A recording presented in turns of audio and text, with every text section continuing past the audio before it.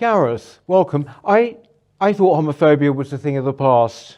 Well, so did I. About 2013-14, which is when, what we call woke in general kind of descended on us very quickly.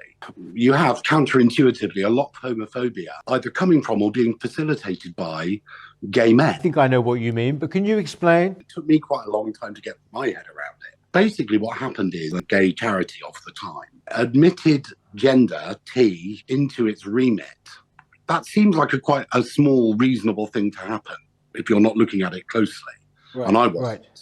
It then let in this ideology of transgenderism, which is basically saying that there is no such thing as sex, or there are more than two sexes, that we don't have a sex, we have a gender identity which may or may not correspond to our bodies, all this kind of nonsense, which is flatly contradicting what we all know is basic reality. There are two sexes. It's very strongly at the basic conception of homosexuality. The only reason we needed gay rights was because people were being victimized or banned or not allowed to live their lives fully because they were having sex or in love with or in a relationship with people of their own sex. It's a fundamental definitional thing.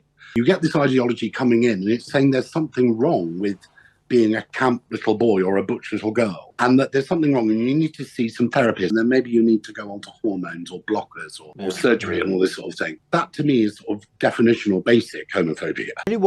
Gareth, what used to happen was people would say, oh, the problem is they're just women in men's bodies. And we fought for a long time to get rid of that, and now here we are. It's back with it. Exactly that. It's bringing up a lot of fallacies about gay men and lesbians as well, that we are all like that we're all gender non-conforming. I mean, I was a bit, but there are plenty that aren't. It's basically exactly what you say. It's taking the sort of homophobic sort of sneers and myths of 50, 100 years ago and repurposing them as the new progressive thing. What do you think is behind it? It's such a cliche to say, but it is the perfect storm. It is like all the conditions have to be there at exactly the right time, at exactly the right combination, and then something like this happens. But it really is the case this time, I think. First of all, you have these charities coming to the kind of the end of their purpose or their function. So gay rights charities and other human rights charities. And suddenly they were looking at a situation where lesbians and gay men had equal marriage, property rights, all those kind of things that had been fought for, equal age of consent. They were all kind of achieved. Well, they were achieved in our countries in the West. They were left wondering what to do next.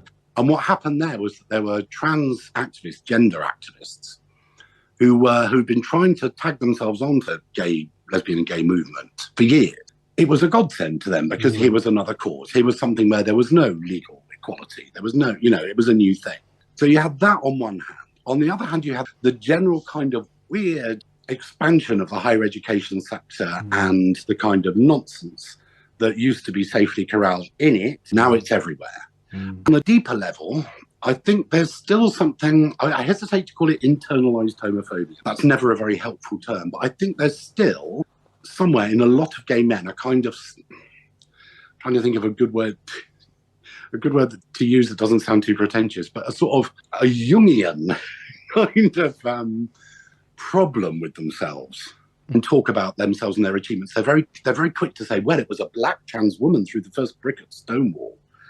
Or, it was lesbians that did all this and all this kind of thing. It's like, we can't be good enough. We're never good enough. There always has to be somebody else. There was, if we look back at before this all kicked off, there was some very funny satires on those kind of gay men. Matt Lucas's Daffyd, the only gay in the village, was one of them. There's a brilliant one by David Sedaris, who's an excellent satirical writer. In the mid-90s, I think, a short story in one of his books, which is brilliant, but it was called Glenn's Homophobia Newsletter. And it was about this this very minty gay man that was basically using his status as an oppressed person to just treat everyone really badly and be completely narcissistic. What seemed to happen was, in the early 2010s, was suddenly those people were ruling the roost. And then it just sort of spread. I mean, it just goes to show how sort of deeply ingrained this stuff is.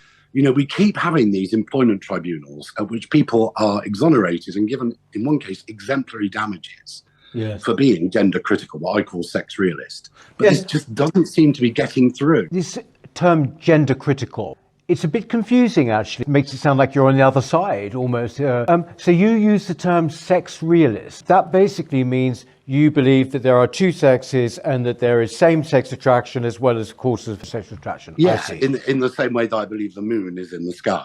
Yeah.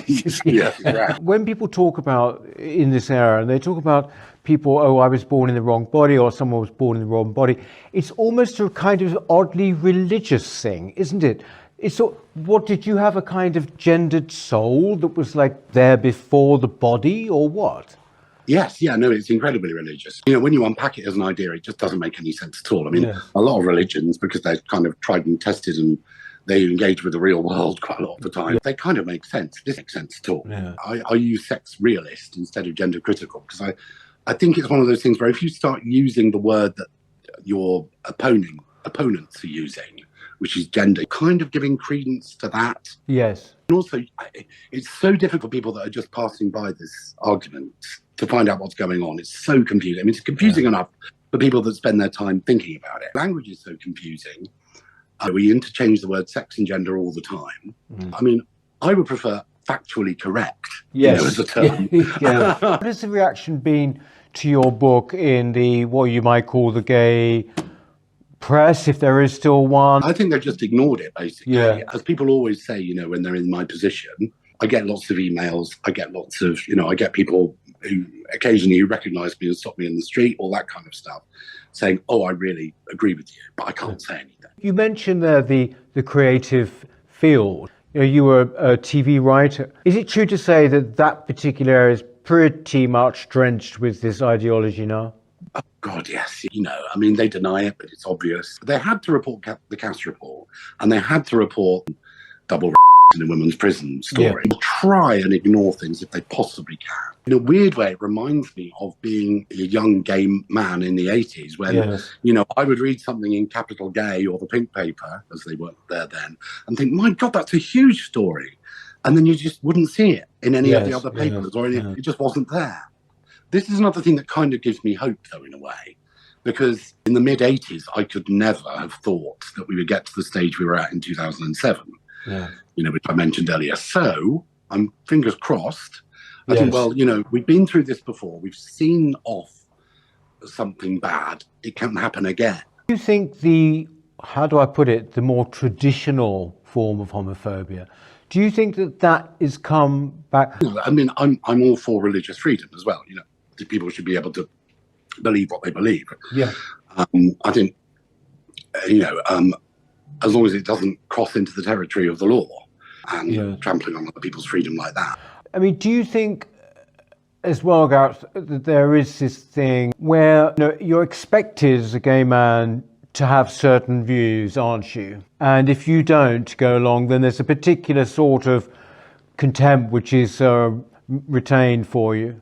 Yeah, I mean, I've had that for years, but I mean, it's it's the same with ethnic people as well. I mean, it's a cliche to say, but it is just another form of bigotry. Yes, It is very much stay in your lane. Yeah. You will repeat what we say, and you're not one of us if you don't.